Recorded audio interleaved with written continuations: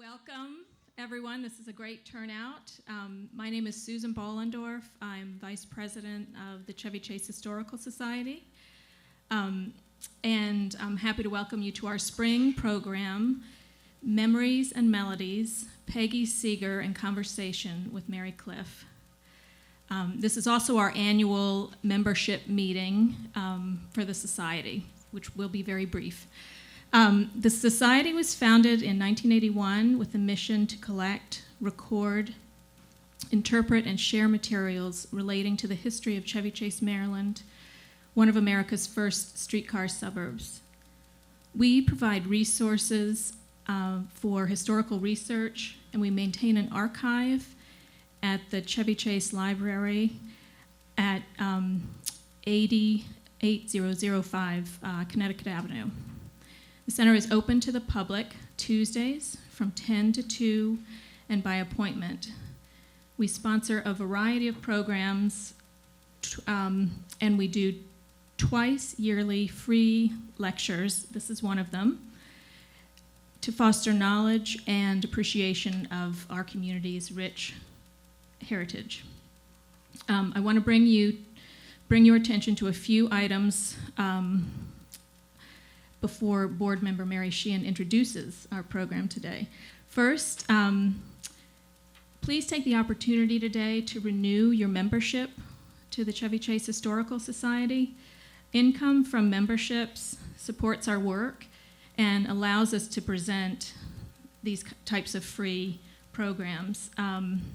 If you're unsure about whether your membership is still valid, we have a list in the back in the next room that you can take a look at.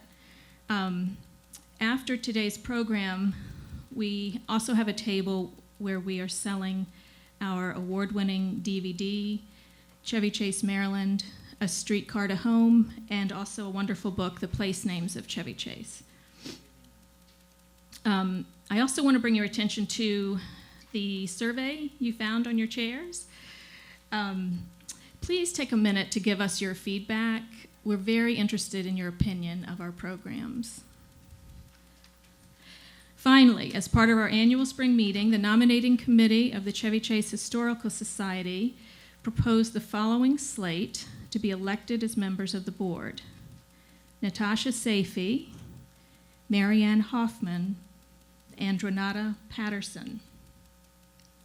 Members in the audience, please vote by raising your hands.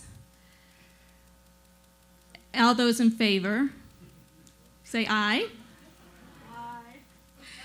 And any opposed? Okay. So now it is my pleasure to introduce board member Mary Sheehan, who's done an amazing job putting this program together for us.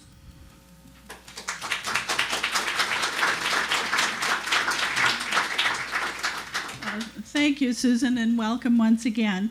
Most of you are here because you already know Peggy Seeger and you know Mary Cliff and you love and respect their work. In addition to those factors, we at the Chevy Chase Historical Society are particularly thrilled to welcome Peggy back to her Chevy Chase roots. From 1944 to 1953, when Peggy was ages 9 through 18, the Seeger family lived in the large white house that is directly across the street from the village hall that we are in right now. So as you leave, look through the trees, and the big house across the street was Peggy's home back in the day. There's an exhibit in the large room off to the left as you leave that we have prepared that tells a bit of the history of the house, the Seeger family's tenure there, as well as the families that preceded and followed them. So we invite you to come and take a look at that. Peggy is a member of what has been called the first family of American folk music. Her father, Charles Seeger, was a renowned musicologist. Her mother, Ruth Crawford Seeger, was an acclaimed modernist composer. Her brother Mike, her half-brother Pete are very well known to all of you. Together, the Seeger family was a moving force behind the American folk song revival in the mid-20th century. Another sibling was Peggy's sister Penny, and we are very honored to have Penny's daughter, Sonia Kramer, and her family, who are with us today up in the front. So thank you all for coming as well.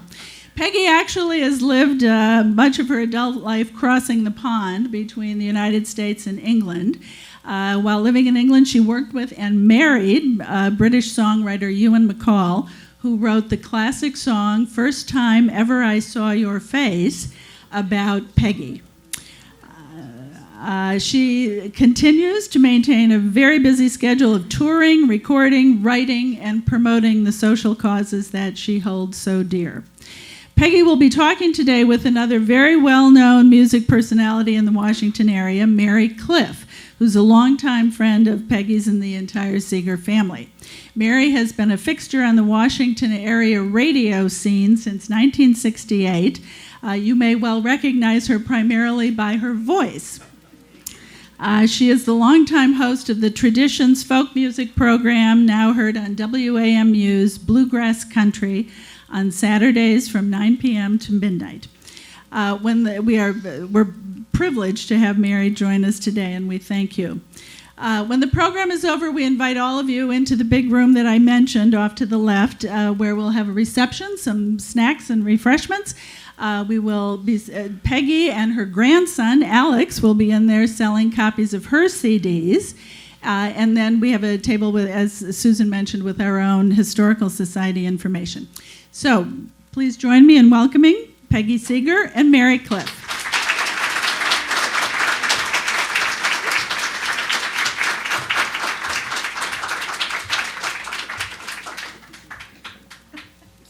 Thank you. Goodness me. Do they need to know which is which? How many people here have direct relationships with the Seeger family? Yeah. There's more than a few of you. Yeah. That's great. Gosh. That's great. So it's all family. You want to sing something? Hello. This is very, very strange for me, and I don't know how much of this has been added on since I used to live here, but this building has kind of three main connections, other than the fact that I nearly killed myself trying to roller skate on the brick pathways that used to go around here. It was the post office, and then this was where Miss Murray held her dance class. And I used to play the piano for it somewhere over in that corner, if this was where it was. And the other thing is that the garbage men used to have a cellar underneath here where they sat. They were all African American, all black. And I used to take them candy and little maple syrup things because I felt that they shouldn't have to sit down there, you know. So this has a real meaning for me, this building. It's just a real meaning. Cool. Mm-hmm. So is that what you wanted me to say? Well, did you want to sing? We talked about your starting off with. Oh gosh, of course. I have a very short memory these days. As long as I remember my songs, I can forget everything else. Why do you think I have all these papers? This is just a small piece because I am astounded at how many people are here. This is a very small shaker greeting. Welcome here, all be alive and be of good cheer. Welcome here, all be alive and be of good cheer. I've got a pie that's baked complete, a pudding too so very sweet. I've got a pie that's baked complete, a pudding too so very sweet. Welcome here, welcome. Well, actually the pies and the cookies are in the next room, but... Thank you for reminding me. Well, thank you. So,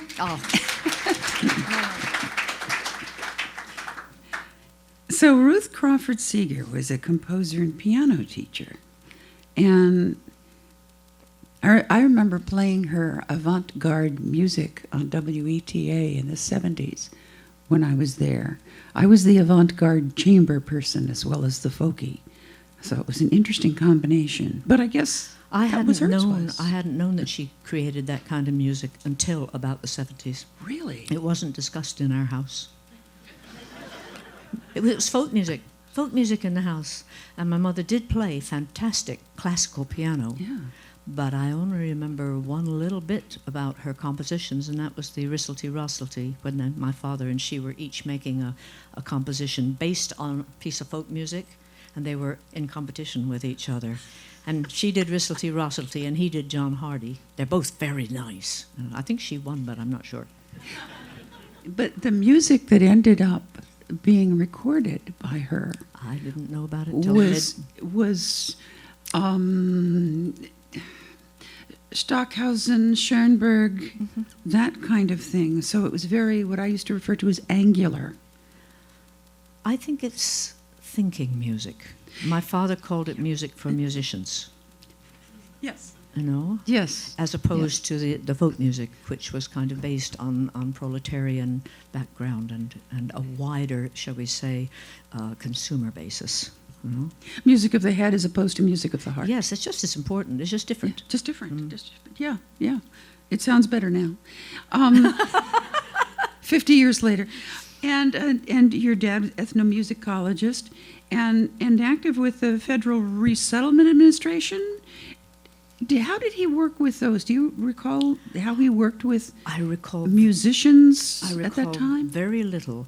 A man named Peter Goff has written a book now about that period, and I read it because he wanted me to write the foreword for it.